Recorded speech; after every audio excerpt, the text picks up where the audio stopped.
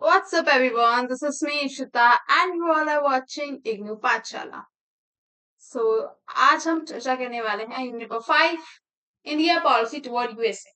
So India की क्या foreign policy है अपने घनिष्ठ मित्र यूएसए के साथ, ये हम जानेंगे in this particular unit.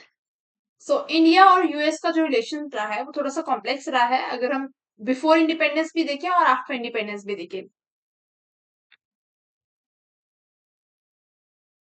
Cold war के टाइम पे ही जब इंडिया ने पॉलिसी अपनाई नॉन अलाइनमेंट की कि हम यूएस के साथ अलाइन नहीं होंगे, तो उस टाइम पे पाकिस्तान ने इस चीज का फेवर उठाया एंड पाकिस्तान ने अपनी जो अलायंस है वो स्ट्रॉन्ग की यूएस के साथ. हालांकि जब कोल्ड वॉर एंड हुआ तो रिलेशंस इंप्रूव हुए, क्योंकि इंडिया ने अडॉप्ट कर लिया था क्या, LPG, economic reforms, liberalisation, privatisation, globalisation आ गए थे इंडिया के अंदर. सो उसकी वजह से क्या है, मल्टीनेशनल कॉर्पोरेशंस ने इंडिया के अंदर इन्वेस्ट करना स्टार्ट कर दिया था. सिक्योरिटी कॉर्पोरेशन, टेक्नोलॉजी, इन जैसे म्यूचुअल इंटरेस्ट के ऊपर यूएस और इंडिया दोनों ने अपना कॉपरेशन दिखाया है एंड स्ट्रेटेजीज अपनाई हैं. अब हम डिटेल वर्जन पढ़ेंगे इंडिया और यूएस रिलेशंस का, और डायरेक्टली क्वेश्चन आएगा, यहाँ से कोई पर्टिकुलर क्वेश्चन नहीं बनता. इस जो भी पूरी बुक है ना, यहाँ से डायरेक्ट यूनिट पे ही क्वेश्चन बनते हैं कि describe India policy toward USA, या कोई भी घुमा के भी क्वेश्चन पूछेगा तो यही पूछेगा जिसमें आपको इंडिया की पॉलिसी बतानी है यूएस के टुवर्ड्स. तो टॉपिक 2 है early years, cold war phase और पोस्ट कोल्ड वॉर फेज. तो 3 फेजेस हम पढ़ने वाले हैं. सबसे पहला इंडिपेंडेंस के बाद वाला फेज. तो इंडिया और यूएसए दोनों की डिफरेंट डिफरेंट अप्रोच थी इंटरनेशनल पॉलिटिक्स में, जहां पे इंडिया फॉलो कर रहा है नॉन अलाइनमेंट और यूएस किस चीज को फेवर कर रहा है कि भाई मिलिट्री कैपेसिटी बिल्ड करो, मिलिट्री अलायंसेस बनाओ, और इंडिया इसकी फुल्ली अपोज था. तो उस टाइम पे जो रिलेशन थे हमारे वो इतने ज्यादा अच्छे नहीं थे. एंड उसके बाद जैसे मैंने आपको बताया कि पाकिस्तान ने इस चीज का फेवर उठाया एंड यूएस के साथ अपनी जो रिलेशंस है वो क्लोज किए, जिसकी वजह से इंडिया और यूएस के रिलेशंस में भी डिफिकल्टीज आई, बिकॉज हमारा एक मेजर राइवल है पाकिस्तान और उसके काफी अच्छे रिलेशंस हो गए थे यूएस के साथ, तो कहीं ना कहीं इंडिया एडजस्ट नहीं हो पा रहा था उस एनवायरमेंट के अंदर. हाउएवर लेटर ऑन हम देखते हैं कि यूएस ने फूड असिस्टेंस, इकोनॉमिक डेवलपमेंट और एजुकेशनल एक्सचेंजेस इन जैसे टॉपिक्स पे इंडिया के साथ कॉपरेट किया है. फूड असिस्टेंस का हम बिगेस्ट एग्जांपल देख सकते हैं, जो ग्रीन रेवोल्यूशन आया इंडिया में. तो ग्रीन रेवोल्यूशन जब आया तो जो ग्रेन की जो कमी थी ना वो पूरी की गई थी, वो यूएस नहीं भेजे थे. ठीक है. Next cold war phase. अब कोल्ड वॉर फेज देख लेते हैं. तो कोल्ड वॉर फेज में, जैसे मैंने आपको प्रीवियस सीरीज में ही बताया है, कि पूरा जो वर्ल्ड था वो डिवाइडेड था 2 ब्लॉक्स में. एक था ईस्टर्न, एक था वेस्टर्न ब्लॉक. तो जो नेटो था उसको लीड कर रहा था यूएस. उस टाइम पे इंडिया ने पॉलिसी अपनाई कि भाई हम अलाइन नहीं होंगे किसी भी मेजर पावर के साथ, क्योंकि अगर हम अलाइन होते हैं मेजर पावर के साथ तो हमें कहीं ना कहीं उनकी जो पॉलिसी है, जो उनकी आइडियोलॉजी है वो माननी पड़ेगी. और उस टाइम पे इंडिया की जो फ्रेंडशिप थी यूएसएसआर के साथ, रशिया के साथ, जो आज भी बरकरार है, तो वो काफी अच्छी थी. तो इंडिया अपनी वो फ्रेंडशिप खराब नहीं करना चाहता था, इसलिए इंडिया न्यूट्रल रहा. यूएसए ने सपोर्ट किया पाकिस्तान को, क्योंकि पाकिस्तान ने क्लोज रिलेशनशिप सेटअप कर लिया था उस टाइम पीरियड में. अब इंडिया और यूएस के न्यूक्लियर इश्यूज भी थे, क्योंकि यूएस चाहता था कि और कोई भी देश जो है न्यूक्लियर वेपन ना बने, न्यूक्लियर वेपन होल्डर ना बने, जिसके पास न्यूक्लियर वेपन हो. तो इसीलिए मतभेद था थोड़ा. बट अगर हम लेटर ऑन देखें तो मेजर डेवलपमेंट हुए, जैसे कि यूएस ने क्रिटिसाइज किया इंडिया के न्यूक्लियर प्रोग्राम को, जैसे मैंने आपको बताया. इंडिया ने अपोज किया यूएस का इंटरवेंशन इन इंटरनेशनल अफेयर. जैसे हम देखते हैं ना, कोई भी मेजर डिसीजन लेना होगा तो यूएस हमेशा वहां पे अपना डोमिनेंस स्टेब्लिश करता है, क्योंकि कोल्ड वॉर के बाद यूएस एक मेजर सुपर पावर बचा है, इसीलिए. अब रिलेशंस जो है लेटर ऑन इंप्रूव होते हैं 1962 इंडिया चाइना वॉर में, जब यूएस ने सपोर्ट किया India. Post cold war phase जब एंड हो गया है कोल्ड वॉर, तो इंपॉर्टेंट चेंजेस आए वर्ल्ड लेवल पे, जहां पे सोवियत यूनियन कोलैप्स कर गई. ठीक है. कैपिटलिज्म जो है मेजर आइडियोलॉजी बन गई.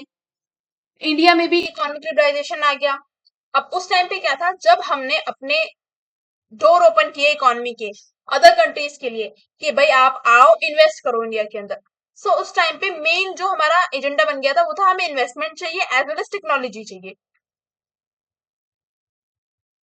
वहां पे बहुत सारी कंट्रीज आई जिन्होंने इन्वेस्ट किया इंडिया के अंदर, और यूएसए भी थी उसमें से एक कंट्री. 1990s के टाइम पे हम देखें तो हमारे इकोनॉमिक रिलेशन काफी अच्छे हुए. टेररिज्म जो यूएस भी फेस कर रहा था, जब ट्विन टावर्स पे अटैक हुआ, तो टेररिज्म के रिगार्डिंग दोनों देश का कॉमन कंसर्न था, तो उस पर भी कॉपरेशन हुआ. नेक्स्ट ग्रेटर डिफेंस कॉन्ट्रैक्ट, हमने काफी सारी डील साइन की अमेरिका के साथ कि वो हमें डिफेंस रिलेटेड जो एयरक्राफ्ट वगैरह होते हैं वो सारी चीजें सप्लाई करेगा। Topic 3, modest beginning in defence times. So defence cooperation के साथ ही शुरुआत हुई थी इंडिया और यूएस के डीप बॉन्ड की। तो मिलिट्री एक्सरसाइजेस जो दो देश मिलके करते हैं ना, मिलिट्री एक्सरसाइजेस हम उनको कहते हैं जब बॉर्डर पे दो देश मिलके, सेना मतलब यूएस की भी सेना रहेगी और इंडिया की भी सेना रहेगी, ठीक है, और वो एक तरीके से मॉक ड्रिल करते हैं। Second, defence dialogue, maritime security और काउंटर टेररिज्म कॉपरेशन। तो ये सारे मेजर फोकस एरियाज थे जहां पे इंडिया और यूएस ने डिसीजन लिए। टॉपिक 4 है हमारा nuclear relation, UN security council reform and export control regime. तो पहला न्यूक्लियर रिलेशन देख लेते हैं।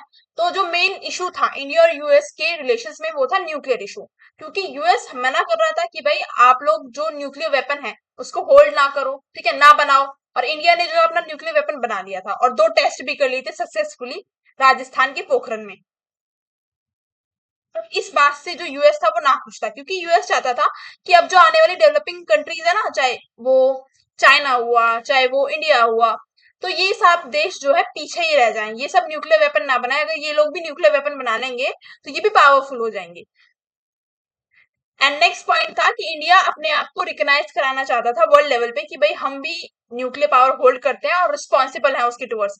ऐसा नहीं कि हम कहीं भी किसी भी देश को थ्रेट कर देंगे कि हमारे पास न्यूक्लियर पावर है, नहीं, हम एक रिस्पॉन्सिबल न्यूक्लियर पावर है। जब हमने सिर्फ न्यूक्लियर पावर इसलिए बनाई है, इसलिए हमने न्यूक्लियर पावर का कंस्ट्रक्शन किया है कि हम अपने जो नेशनल इंटरेस्ट है उसको सेव गार्ड कर सकें और अपनी जो सिक्योरिटी है उसको प्रोटेक्ट कर सकें। नेक्स्ट हम देखते हैं लेटर जब डायलॉग और डिलिब्रेशन हुआ तो इंडिया और यूएस के बीच सिविल न्यूक्लियर एग्रीमेंट साइन हुआ 2005 में, जहां पे accepted India special position in the nuclear order, जहां पे रिकॉग्नाइज किया गया कि भाई हाँ इंडिया भी न्यूक्लियर वेपन होल्डर है and allow cooperation in civilian nuclear energy. US ने जो न्यूक्लियर एनर्जी की टेक्नोलॉजी थी कि कैसे हम न्यूक्लियर से एनर्जी जनरेट कर सकते हैं, वो इंडिया को दी एंड हमारे जो स्ट्रेटेजिक रिलेशन थे वो भी काफी इंप्रूव हुए। Next, UN security council reform, India ने परमानेंट मेंबरशिप ली यूएन सिक्योरिटी काउंसिल के अंदर एंड यहाँ पे इंडिया ने 2 मेन पॉइंट रखे अपने। पहला कि जो करंट स्ट्रक्चर है यूएन सिक्योरिटी काउंसिल का, वहां पे जो मेजर डोमिनेंस है वो है डेवलप नेशन, ठीक है, जो डेवलप हो चुके हैं पहले से, जर्मनी, फ्रांस, यूएस, ठीक है, यूके, इन सब का। तो जो डेवलपिंग कंट्रीज है उनको भी रिप्रेजेंटेशन मिले यूनाइटेड नेशन सिक्योरिटी काउंसिल के अंदर। Third is export control regime, India has work to gain access to advance technologies. अब जैसे मैंने आपको प्रीवियस में बताया था कि जो एडवांस टेक्नोलॉजीज है जैसे कि न्यूक्लियर टेक्नोलॉजी हुई, ड्यूअल यूज टेक्नोलॉजी हुई, हाईटेक सेक्टर्स हुए, इन सब की टेक्नोलॉजी भी जो है, इन सब टेक्नोलॉजी का एक्सेस मिले इंडिया को। अब ऐसा नहीं है ना कि हर एक टेक्नोलॉजी इंडिया में ओरिजिनेट हो सकती है, हो सकता है किसी और देश ने वो हमसे पहले बना ली हो, तो उन एडवांस टेक्नोलॉजीज का एक्सेस मिले। ये जो मेजर टेक्नोलॉजीज हैं ये किसी एक देश के पास या कुछ लिमिटेड देशों के पास ही लिमिट होके ना रह जाए, तो इन चीजों पे रिस्ट्रिक्शंस रिमूव हो और जो डेवलपिंग नेशंस हैं उनको भी टेक्नोलॉजिकल एक्सेस मिले। टॉपिक 5, इकोनॉमिक कॉपरेशन, तो इकोनॉमिक रिलेशन जो है मेजर पिलर है इंडिया और यूएस के रिलेशन के अंदर। एरियाज ऑफ कॉपरेशन देखेंगे हम, फिर हम देखेंगे जहां पे एग्री नहीं करते। तो कॉपरेशन का एरिया कौन सा है जहां पे हम काफी गुड बॉन्ड देख रहे हैं बिटवीन इंडिया एंड यूएस, तो बायलेटरल ट्रेड हो गया इंपोर्ट एक्सपोर्ट का। यूएस ने काफी ज्यादा इन्वेस्ट किया हुआ है इंडिया के अंदर कंपनीज में, एमएनसीज में। टेक्नोलॉजी हो गया, आउटसोर्सिंग, जैसे कि अमेरिका की बहुत सारी कंपनी जो है वो बीपीओ की जो सर्विस है इंडिया से आउटसोर्स करती है। बहुत सारे आप जो बीटेक स्टूडेंट्स देखोगे, टेक में जो स्टूडेंट्स है वो अमेरिकन कंपनी के लिए काम कर रहे हैं इंडिया में रह के भी। नेक्स्ट है ग्लोबलाइजेशन, तो जब इकोनॉमिक रिफॉर्म्स आए इंडिया के अंदर तो इंडिया को बहुत ज्यादा नीड थी एक प्रॉपर ग्लोबल मार्केट बनाने की जहां पे बाहर की विदेशी कंपनियां आए और यहाँ पे इन्वेस्टमेंट करें। तो यूएस उसमें से एक मेजर कंपनी है, कंपनी नहीं सॉरी मेजर कंट्री है जिन्होंने इंडिया में इन्वेस्ट किया हुआ है। टॉपिक 6, जब नरेंद्र मोदी जी आ गए, ठीक है, सत्ता के अंदर, तो 2014 के बाद हम इंडिया और यूएस के रिलेशंस काफी स्ट्रांग होते हुए देख रहे हैं। मेजर फीचर्स क्या है इसके, पहले डिफेंस और सिक्योरिटी पे major cooperation, Indo Pacific engagement यानी कि जो इंडियन ओशन और जो पैसिफिक ओशन है, ठीक है, उसके रिगार्डिंग मेजर कॉपरेशन, जहां पे इंडिया और यूएस दोनों मिलके जो चाइना है उसका जो डोमिनेंस है, जो चाइना चाह रहा है कि भाई साउथ जो चाइना सी है ना, जो चाइना के आसपास जो समुद्र है, जो चाइना का समुद्र है, ओशन है, चाइना सी कहते हैं उसको। चाइना सी में जो चाइना है वो बहुत ज्यादा उसने मिलिट्री डिप्लॉय की हुई है, तो उसकी पावर को काउंटर करने के लिए इंडिया और यूएस दोनों इंडो पैसिफिक इंगेजमेंट में इंगेज है, जहां पे वो लोग स्ट्रेटेजी बना रहे हैं कि भाई हम कैसे चाइना की पावर को काउंटर अटैक कर सकते हैं अगर इन फ्यूचर चाइना कभी भी हम पे वॉर करता है तो। ठीक है, अगर यूएस और चाइना के रिलेशन खराब होंगे तो इंडिया हेल्प कर सकता है। ठीक है, और इंडिया और चाइना के रिलेशन तो खराब है ही, तो यूएस हेल्प करेगा ही फॉर श्योर। नेक्स्ट, डायस्पोरा और डिप्लोमेसी। तो the Indian diaspora in the USA became an important bridge between both countries. अब डायस्पोरा का मतलब क्या है कि बहुत सारी मेजर पॉपुलेशन इंडिया की यूएस में रहती है और उनके पास प्रॉपर सिटीजनशिप भी है। कुछ लोग एजुकेशनल वीजा पे गए हुए हैं, कुछ लोग वहां पे परमानेंट सेटल डाउन हो गए, उनके पास प्रॉपर सिटीजनशिप है। सो जो पॉपुलेशन हम एक तरह से कह सकते हैं जो पॉपुलेशन प्रोपोर्शन है वो भी एक मेजर पार्ट जो है रोल प्ले करता है in India foreign policy. Because वहां पे अगर वो इंडिया के खिलाफ डिसीजन लेंगे तो ऑब्वियसली जो मेजर पॉपुलेशन है वहां की, वो जो करंट प्रेसिडेंट होंगे उसके खिलाफ हो जाएगी। बिकॉज कुछ भी हो, ओरिजिन तो उनका इंडियन ही है ना, इंडिया से ही वो यूएस गए, फिर यूएस जाके वो सेटल डाउन हुए हैं, तो कहीं ना कहीं थोड़ा तो फेवर वो इंडिया को करेंगे ही। तो ये भी कहीं ना कहीं जो पॉइंट है, प्रेशर बनाता है यूएस के ऊपर।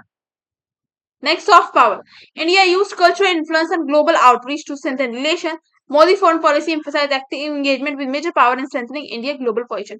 तो इंडिया हमेशा अपने कल्चरल इन्फ्लुएंस को और ग्लोबल आउटरीच को, जैसे हम देखते हैं कि मोदी जी का जो एक ग्लोबल इमेज है वो काफी पॉजिटिव बनी हुई है। सो उसी को हम कहते हैं सॉफ्ट पावर का यूज करना, कल्चरल इन्फ्लुएंस को यूज करना।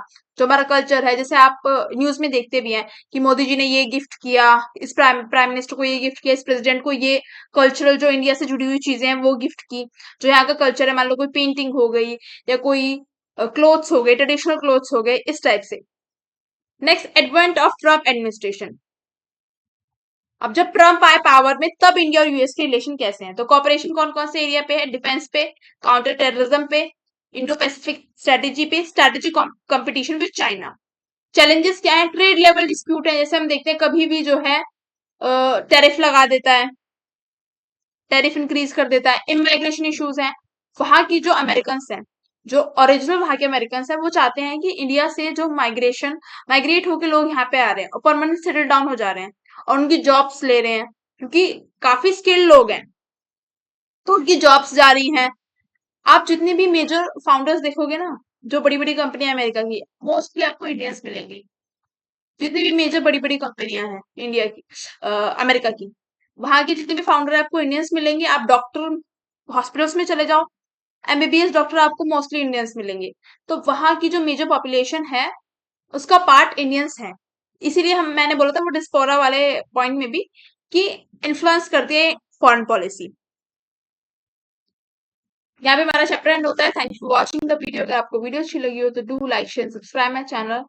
एंड यहाँ से इंपॉर्टेंट क्वेश्चन यही आएगा कि इंडिया और यूएस की फॉरेन पॉलिसी डिस्कस करो कि इंडिया की क्या फॉरेन पॉलिसी है यूएस की टुवर्ड्स। अभी हम चाइना की टुवर्ड्स भी देखेंगे एंड अदर कंट्रीज की टुवर्ड्स भी देखेंगे। सो फर्स्ट था इंडिया यूएस, ये हमने कंप्लीट कर लिया और टिल यूनिट 5 में वीडियोस अपलोड कर चुकी हूँ एंड एग्जाम से पहले जितना हो सकेगा उतने में यूनिट्स कवर करा दूंगी। Thank you watching the video. अगर आपको वीडियो अच्छी लगी हो तो do like share subscribe my channel and stay tuned for more updates. मिलते हैं नेक्स्ट वीडियो में, तब तक के लिए tata bye bye, take care.